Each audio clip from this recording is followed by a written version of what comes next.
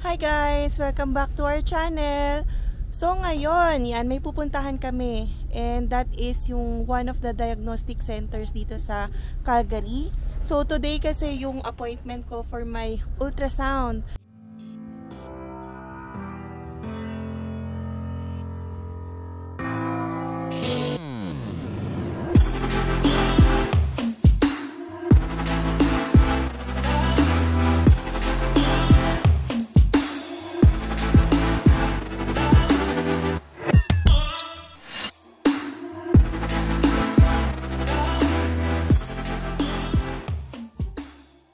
So today kasi yung appointment ko for my ultrasound. So last time, if you have watched our past video regarding sa pag-visit namin sa family doctor, ayan, meron akong request for my kidney, ureter, and bladder ultrasound. Yan, para ma-check if ever meron akong kidney stones. Kasi nga past client or patient na nagkaroon ng kidney stone. So, gusto lang i-recheck kung meron ba or nag-require kasi sabi nga 'di ba, once a stone former, always a stone former. So, ngayon, alis muna kami para sa aming appointment.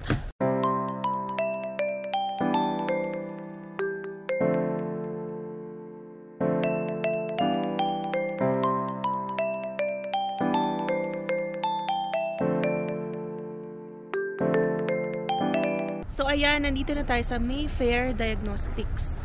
And nag-park kami sa designated parking area nila. Hindi naman nahirapan kasi maraming slots. So tingnan natin. Kailangan lang namin ibigay pala yung stall number and plate number dito para hindi kami masingil. Ayan. Tayo guys sa loob ng diagnostic. So ayan, going left. Okay, saan?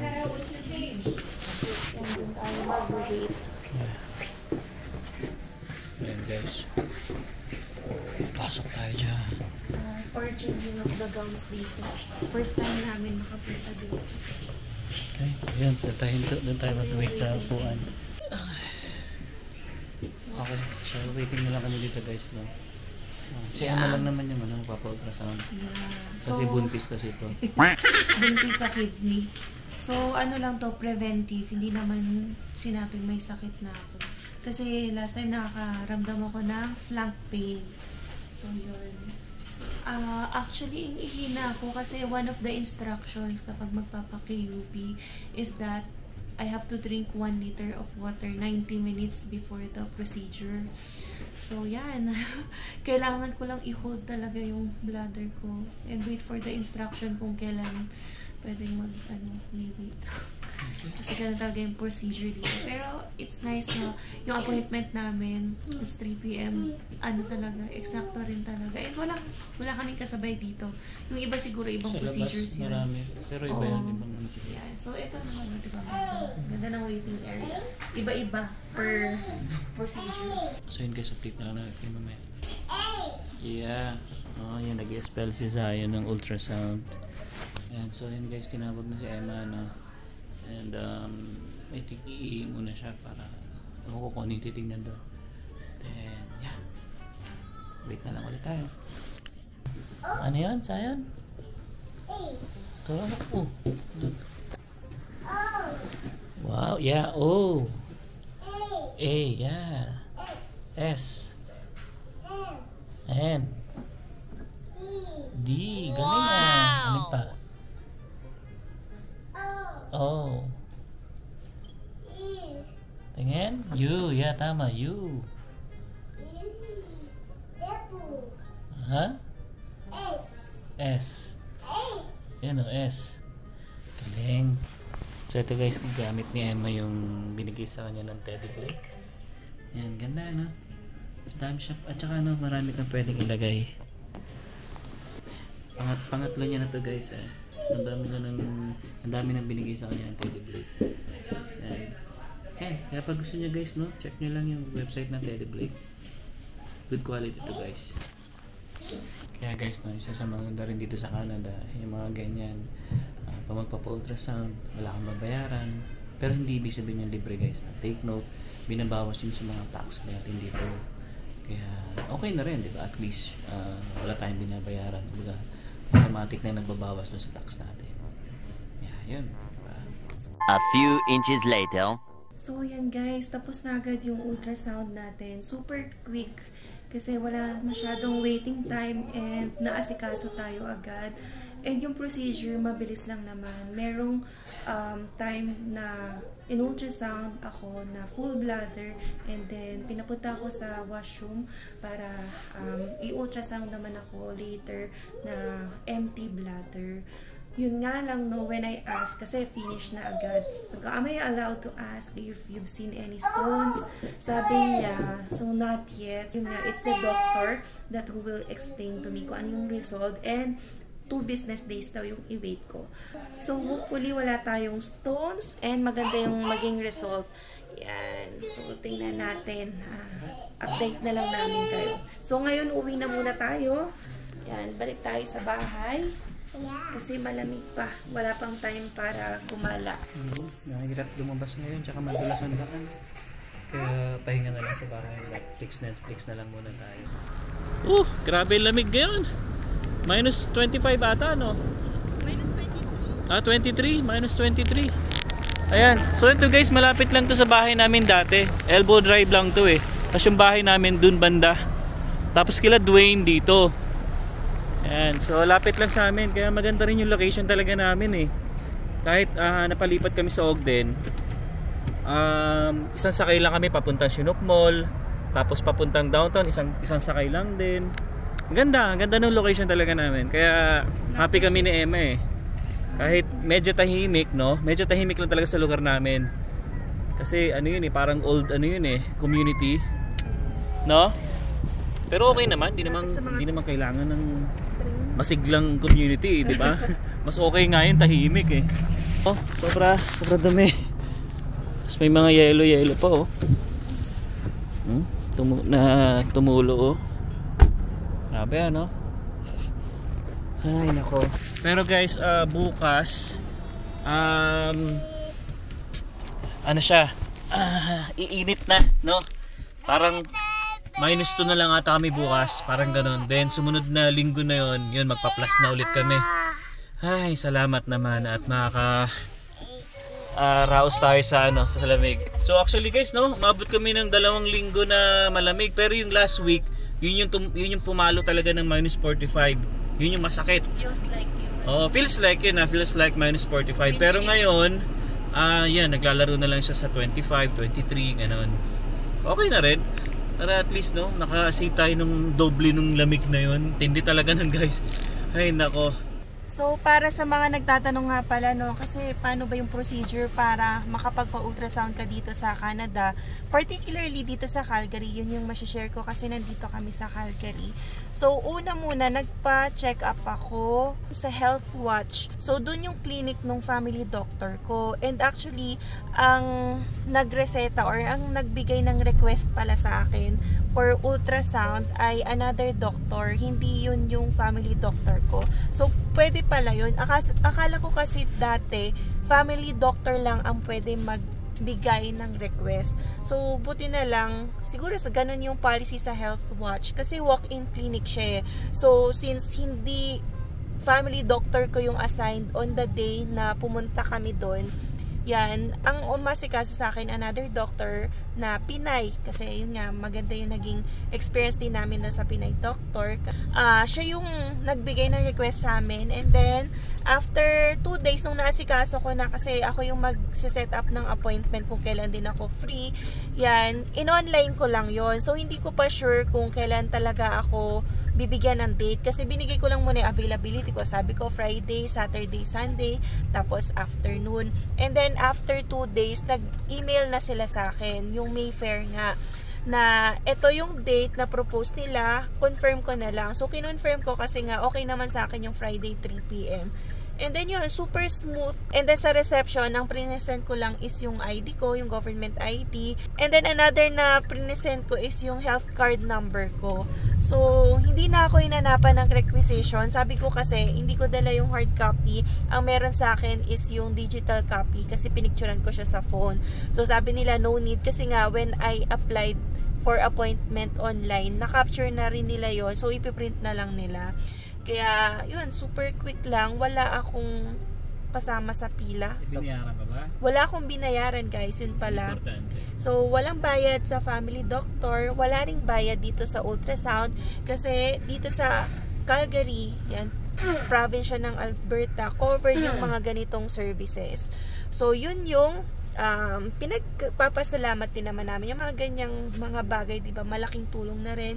Nagkakaroon kami ng peace of mind kasi natitingnan kami, although not necessary actually. Ako lang yung nagsabi na in-insist ko na pwede bang i-ultrasound ako kasi syempre ang mga typical lang kapag may flank pain ka, back pain, baka ano lang yan, ngalay lang, massage lang, o kaya urinalysis lang. Pero sabi ko kasi baka nag-recur yung kidney stone ko. So doon nagkaroon ng idea yung doctor, sige, i-ultrasound ka na rin. Although hindi yun yung first thing na pumasok sa mind niya na dapat gawin ko. Ano sasabihin mo? Ano yan? Ayun nga guys, na take note, no? Hindi siya libre, no? Binabawas na sa tax. Baka ano nila may mag-comment na naman, sabihin hindi naman libre yung ano dyan Oh, sige, pera ng taong bayan. Yan. So, etong healthcare service dito sa Canada, particularly nga Calgary, ay galing din syempre, napopondo galing sa mga tax na binabayad ng mga tao. So, we are paying taxes, tapos then being an international student, mataas din ang nakocontribute natin sa ekonomiya ng Canada. So, thankful din tayo na may bumabalik dibang serbisyo sa mga inilalabas nating pera at pagbabayad ng tax. So, yan, lumipat muna tayo ng seat, diba? Para mapakita natin yung daan. Tsaka gusto niya kasi ako katabi. Bakit naman? Ano yan, clingy to guys Tigilan mo Gusto ko. niya ako lagi katabi, tapos pag nasa trabaho ako, tawag siya ng tawag. Hoy, laging sa video nasa likod ako. Ano kang clingy? Ikaw lang mag-isa dito sa harap. Alam niyo guys, kahit nasa likod yan, sasabihin niya, sayang dapat nasa harapan ako. Hindi ngayon ko lang na-request kasi sabi ko, pakita ko nga yung daan. Huwag ka na magpalusot eh. Kasi diba, pwedeng yung iba curious, kamusta ba yung daan niya, yung kaka-snow lang. So kapag kantong highway, ayan, clear naman yung daan, pero yung mga gilid talaga, matataas yung tambak ng snow, ayan o. And ito pa guys, bago to, traffic Bakit traffic? Traffic ayan, pa ngayon? Ewan ko, baka siguro may aksidente. Or kung ano man. Hindi masabi. Kasi dapat Pero yung traffic naman dito, moving pa rin naman. Yeah. Hindi katulad yan sa atin, sa EDSA, diba, na bumper to bumper talaga. Ayan, dito moving pa rin naman. Yan. Siguro pa-exit to Dito naman kasi sa lane natin moving. Yung dito. Blackfoot kasi to yung nasa right side. Pa Blackfoot. Kung ano man nangyari. Tingnan, baka makita natin. Kasi kasi dyan moving naman sila. Hindi naman stock up na traffic. Ayan. So, Friday ngayon na. And siguro in 2 hours pa magkakaroon ng rush hour. Or I don't know, kapag Friday kasi syempre feel ko maraming naka-uwi na, naka-work from home, ganon. So hindi ko syempre nakikita yung outside world at hindi ako nagda-drive pag dyan lang yan Friday. sa Blackfoot. Yan. And buti na lang maaga natatapos kasi yung klase natin pag Friday, hanggang 12 lang ako. Kaya pinaset ko na yung appointment ko nga for ultrasound ng hapon ng Friday. And para syempre tuloy-tuloy na yung mga gagawin, whatever, pahinga. Pero maganda siya, ang bilis, no? Ang bilis! So yun lang talaga yung comment namin guys. First time na pagpapa-ultrasound, walang hassle. Hindi, tsaka kahit pag nagpupunta tayo kay Zion, pag yung tayo. Hindi kasi ito ay appointment talaga. Appointment Hindi siya walk-in. Pero syempre diba, naka-try na rin naman tayo sa MaxiCare. May appointment. Yun nga lang, minsan nalilate. Syempre, alam niyo naman, ang mga Pinoy known as late talaga. Kahit ang appointment ko, for example, 9 o'clock, minsan maasikaso ka 9:30. Pero dito, on the dot, pag 3 PM ang appointment ko, 3 PM talaga, and super quick and fast ng delivery ng nila, healthcare system. Yan. Ganda. So, thankful rin naman kami sa kung ano yung na-experience namin dito. So, Pero sa Pilipinas ba, pag yung ganyan ultrasound, may bayad? may bayad, kailangan mong Kasi hindi ko pa kasi na maging covered yan. Kasi covered kami MaxiCare sa company. Kaya na-avail ko yun dati, lalo na din covered ako nung nagbubuntis ako. So, yung may mga certain tests, exams na na-cover because yun nga, company yun. Pero kung kapag halimbawang, ordinary citizen ka or ordinary resident ka, hindi siya free unless pupunta ka sa government hospital. Hindi ko alam sa public hospital para makasecure ng ganong free service. So, we don't know kasi nga either under akong MaxiCare or nagbabayad kami for ultrasound. Private na yun. Lalo na sa Mindoro, yun Pero may kay idea ka ba Daddy. kung magkano? Nasa 1,000 lang yata to 2,000 siguro pesos.